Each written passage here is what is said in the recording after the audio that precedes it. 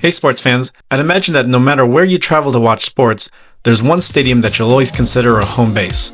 For me, that home is Crypto.com Arena in Los Angeles. As a longtime resident of Southern California, I've seen close to 200 events here.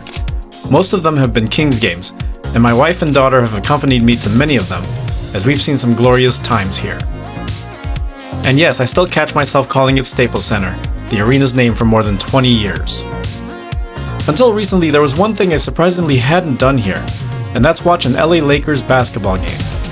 I'll explain why in a little bit, but I figured it was a good time to rectify that oversight. Plus, it gives me an opportunity to take you inside what I consider my home arena, so let's go. If you're new to this channel, my name is Ed, and I chronicle all my sports travels on my website, Itinerant Fan. It has guides to all the stadiums in the major American sports leagues, plus some college stadiums and even major venues around the world. Check it out sometime if you're into traveling for sports.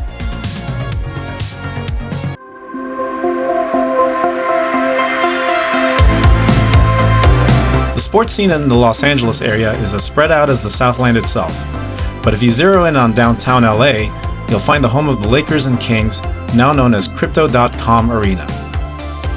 Frequently when I go to games here, I drive, but there is an alternative way of getting to Crypto worth mentioning. LA's Metro Rail system is a convenient way to go to the game, and a cheap one too, just $1.75 per ride. From where I was located north of the city, I boarded the A line, which took me through downtown LA.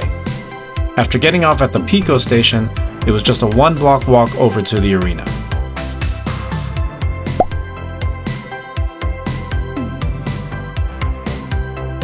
Crypto.com Arena is situated next to an entertainment district called LA Live. Opened in 2007, it's an early example of the districts that many sports team owners have deemed necessary to make their stadiums more profitable. Here, LA Live leads to what can be considered Crypto.com Arena's main entrance, an area known as Star Plaza. You'll know it by the many statues surrounding it, most of them depicting Lakers greats. Here are just some of them: Magic Johnson, Jerry West, Kareem Abdul-Jabbar, Shaquille O'Neal, Elgin Baylor, and the beloved announcer Chick Hearn. Oh, and there are several King statues also, including this one of Dustin Brown hoisting the Stanley Cup. The late superstar Kobe Bryant is well represented too. Here he is wearing his number 8, modeled after a famous pose during his 81-point game in 2006. But he's also honored at the far end of Star Plaza, with another gate to the arena having been renamed the Kobe Bryant entrance. And nearby is a more poignant memorial to Kobe, as he's depicted in this statue embracing his daughter Gianna. From here I headed inside to a familiar setting. I can't tell you how many times I've roamed these halls, but again, this was the first time I've seen it in a Lakers setting. So it was nice going for a little spin around the concourse to see how they dress this place up for Lakers games. Most of the decorations seen here are adjusted accordingly for Kings games, of course. I headed to the upper concourse to take my seat for the game, located in section 320. This is pretty high up, a few rows from the top, but I didn't feel like I couldn't see the game in any way.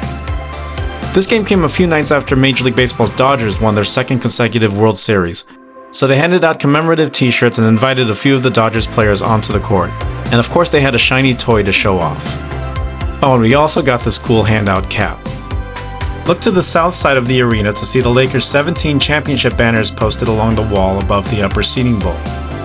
Next to that, you'll find their 14 retired numbers, which includes the numbers 8 and 24, both retired for Kobe Bryant.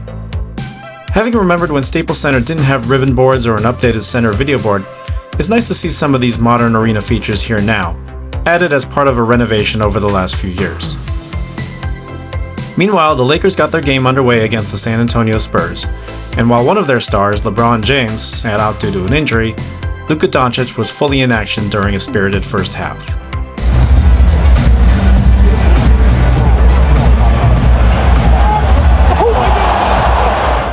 At halftime, I got up to stroll the concourses and see some other newer features of Crypto.com Arena. For example, a few sections of upper deck seating were torn out to create this new bar area, following a trend that has become popular at a lot of NBA and NHL arenas. The area also allows for some pretty nice standing room space if you wanted to watch the game this way. Nearby is an outdoor terrace that, judging by how few people are out here whenever I cruise by, remains something of a secret to fans who come to watch games here. The terrace has a pretty nice overlook onto LA Live, which was quiet at this point because it was mid-game. I also did something I admit I don't do all that often when I come to Kings games here. I went looking for something adventurous to eat. On the lower level concourse, you can see a few brand name type stands and things like loaded dogs, burgers, pizzas, and so on. I eventually decided to grab some chicken tenders from Fuku, which is attached to celebrity chef David Chang. Okay, I wasn't super hungry, so I went with a kid-sized portion. It was good as stadium food goes, but not really anything to write home about. I took some peeks at the game from different angles, including this little glimpse through a tunnel on the lower level. But if you're not going to sit in your seat, the upper level bar area is really the only place to do it. And that's where I stayed for the remainder of a close and exciting Lakers victory over the Spurs. Let's face it, Lakers games are extremely popular in these parts, and so when you're a casual fan, ticket prices don't usually fall to a level that I'm comfortable with. And since I live in SoCal, for years I've told myself, there's always next time. But I'm glad next time finally came, and I got a chance to see a team that is very important to the fabric of sports fandom in this city. Now, the next time I see a Lakers home game might still be far off, but at least I've done it here at Crypto.com Arena.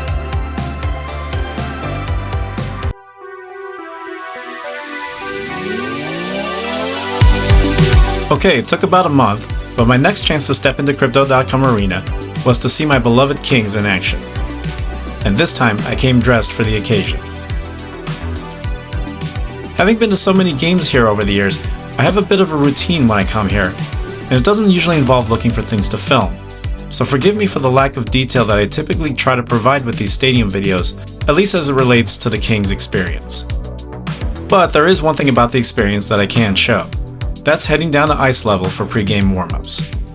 This affords a down-low glimpse of things like the overhead scoreboard, as well as a pretty nice look at the players up close as they get ready for the game. After warm-ups are done, I headed to my customary spot in the 300 level, and to the same section where I took in the Lakers game. This is decidedly a better section for hockey than for basketball, since the length of the rink puts one side of the ice, the side where the Kings attack twice, directly in front of you. Beyond that, the ribbon boards and screens are used for pretty much the same purpose as for Laker games, but you'll notice one key difference in the rafters. That's the Kings' retired numbers and banners, which actually hang from the rafters as opposed to being posted against a wall, and are much larger than the Lakers' banners. Of course, a large reason for that is that there are fewer of them to display, but as a fan I'll always cherish those two Stanley Cup banners. The bar area is also used as a platform for the Kings in-arena hosts and other things, like this drum that they bang at the start of each period.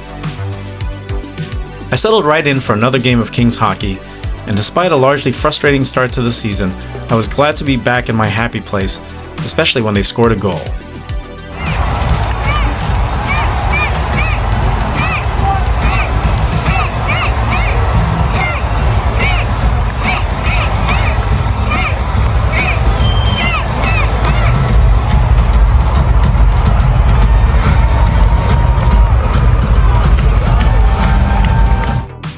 This was a close and intense game, and so I largely put away the camera to watch the rest of it.